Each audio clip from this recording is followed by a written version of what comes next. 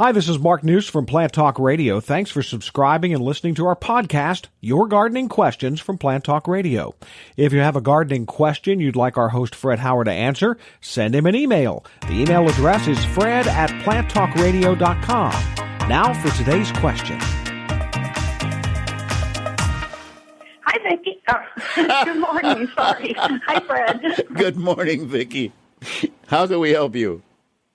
Well, I heard your comments about iris and peonies, and you're absolutely correct. I learned yesterday from my husband, I thought this was interesting, that the iris is his favorite flower. Good. And I had never known that after 35 years of marriage. But I laugh because I fully understand a surprise like that, yes. Pretty awesome. But my question, we live in a township. We have a septic system in the backyard, and our well happens to be in the front yard. I've always loved sycamore trees. Wondered if, I thought I had once heard that either you can't buy them or you can't plant them, or what do you think about me looking for and trying to start a sycamore tree? Well, sycamore is a native, period, and they grow in stream bed areas and then up on what I'll call flatland equally well. I would personally go for London plane tree, which is a cross of two other sycamores. It's a little bit more refined tree. It doesn't get as big.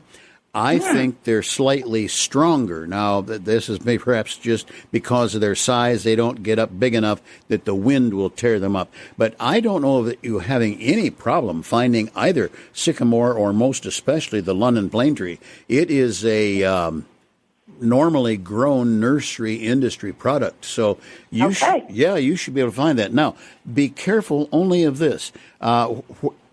The well, I'm not so concerned about because it's probably encased in steel, etc. Yeah. But the septic system, sycamore is not like a willow in what I call water seeking. However, they do grow at stream edge, and part of the reason for that is because it does take a lot of water to keep them pumped up, so to speak. I would be careful to stay far enough away from the septic system not to create a problem on down the road with roots clogging things. Thought that was something important to think about, is where where I place it in the yard and if it was close to the septic. Well, it won't make a hoot of difference for the first 3 years, but after that, you may want to wish that you had stayed a little further away. Hey, thanks again for listening to our podcast. Be sure to subscribe to our other podcasts as well, the Plant of the Week podcast and the Plant Talk Radio podcast, all on iTunes or your favorite podcast player. If you'd like to sponsor a daily podcast, contact us at fred@planttalkradio.com.